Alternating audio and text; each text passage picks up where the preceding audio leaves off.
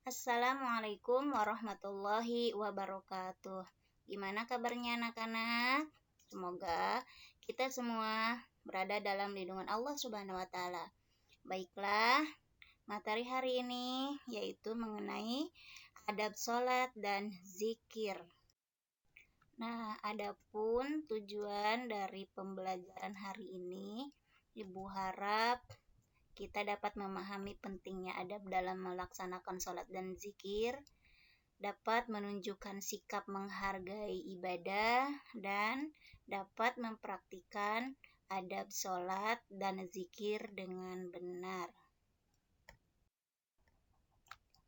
Nah, perbaiki sholatmu agar Allah memperbaiki hidupmu. Baiklah, materi yang pertama yaitu adab sholat. Sholat adalah ibadah wajib bagi setiap muslim yang sudah balik dan berakal sehat. Sholat pada hakikatnya adalah bentuk komunikasi antara seorang hamba dengan Allah Subhanahu wa taala. Akan tetapi, banyak orang kurang bisa menikmati ibadah sholat. Hal ini bisa disebabkan beberapa hal. Di antaranya adalah karena ia menganggap sholat hanyalah rutinitas belaka, sehingga sholatnya tidak berdampak apa-apa dalam kehidupannya. Padahal Allah berfirman bahwa dengan sholat yang khusyuk, maka seseorang akan bisa terhindar dari berbuat kekejian dan kemungkaran. Sehingga di antara masalah bangsa ini adalah banyak orang yang sholat, tapi sebagian mereka ada yang melakukan korupsi. Na'udzubillahi min dzalik. Lalu kita perlu bertanya, ada apa dengan sholatnya? Atau bagaimanakah sholatnya? Nah, mari kita agungkan ibadah sholat ini dengan cara memperhatikan adab-adabnya. Nah, ini ada beberapa cara dalam memperhatikan adab-adab sholat.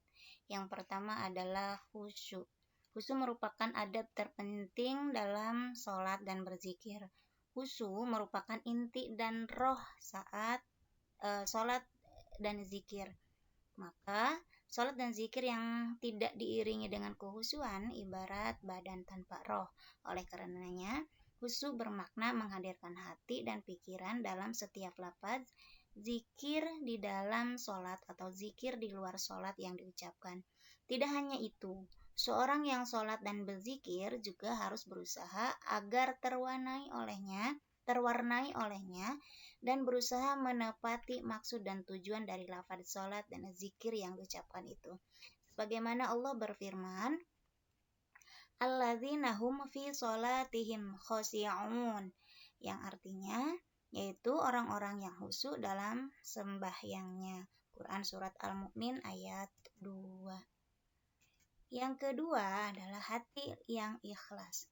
Allah berfirman dalam Surat Al-Bayyinah ayat 5, wa ma umiru illa liya'budullaha mukhlishina lahuddina hunafa'a wa yuqimus sholata wa yu'tuz zakah wa dzalika dinul qayyimah, yang artinya padahal mereka tidak disuruh kecuali supaya mereka menyembah Allah dengan memurnikan ketaatan kepadanya dalam menjalankan agama yang lurus, dan supaya mereka mendirikan sholat dan menunaikan zakat, dan yang demikian itulah agama yang lurus. Nah, berdasarkan ayat ini dijelaskan bahwa Allah Subhanahu wa taala tidak akan menerima kecuali amal yang dikerjakan dengan penuh keikhlasan. Riya dan sum'ah termasuk penghalang diterimanya amal seseorang. Maka laksanakanlah sholat dan zikir dengan ikhlas. Yang ketiga, menjaga waktu dan batas-batasnya. Ketika waktu sholat masuk, bersegeralah menunaikan dengan penuh semangat saat kewajiban itu tiba. Nabi bersabda pada Bilal, wahai Bilal, hiburlah kami dengan sholat. Maksudnya, berazanlah lalu kita melaksanakan sholat dan menikmati sholat. Allah berfirman yang artinya, maka celaka bagi orang-orang yang sholat, yaitu orang yang sholat mereka lupa diri. Para ulama mengatakan lupa dalam ayat ini terutama adalah masalah meneledorkan waktu sholat. 4. Menjaga kebersihan dan kesucian tempat sholat dari najis-najis yang ada.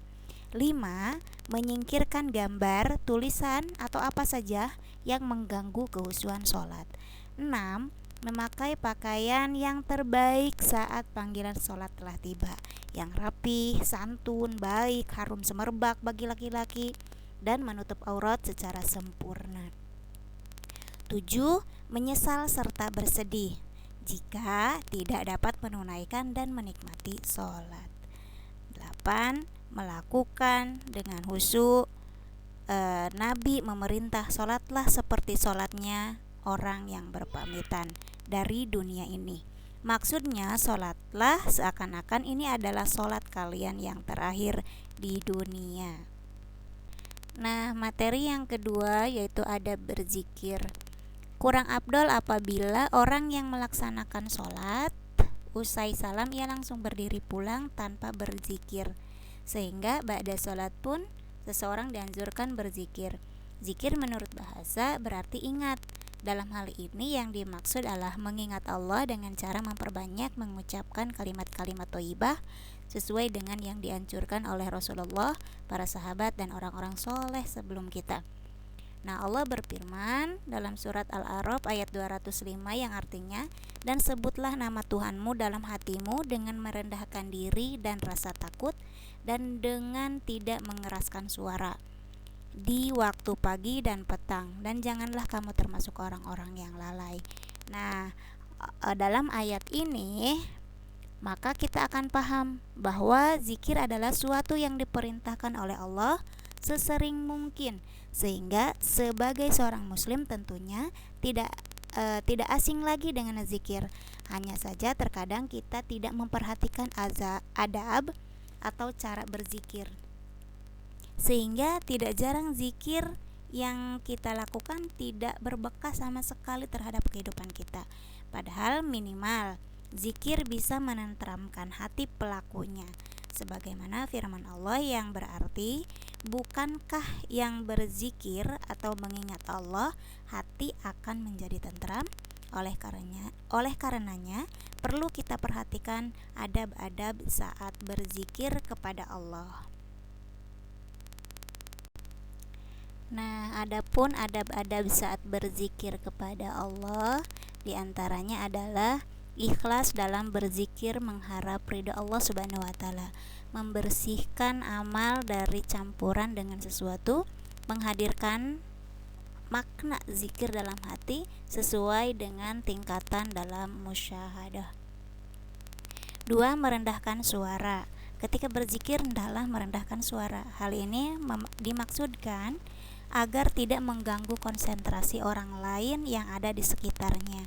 Apalagi dalam berzikir haruslah memusatkan konsentrasi pada keagungan Allah Subhanahu wa taala dan dengan ketundukan yang sempurna. 3. Berzikir dengan zikir dan wirid yang telah dicontohkan Rasul. Karena zikir adalah ibadah, membaca Al-Quran dengan niat berzikir juga dianjurkan. 4. Mencoba memahami maknanya dan khusyuk dalam melakukannya. 5. Duduk di suatu tempat atau ruangan yang sunyi seperti duduk dalam sholat juga dianjurkan. 6. Mewangikan pakaian dan tempat dengan minyak wangi, memakai pakaian yang bersih dan halal. 7. Memilih tempat yang agak sunyi, boleh memejamkan dua mata karena dengan mata terpejam itu tertutup jalan-jalan panca indera lahir sehingga mengakibatkan terbukanya panca indera hati. Nah, itulah tadi beberapa cara atau adab-adab dalam sholat dan zikir. Terima kasih, semoga ilmu yang didapat hari ini bermanfaat. Jagalah sholatmu, jika kau kehilangannya, maka kau akan kehilangan yang lain. Umar bin Khattab. Terima kasih. Wassalamualaikum warahmatullahi wabarakatuh.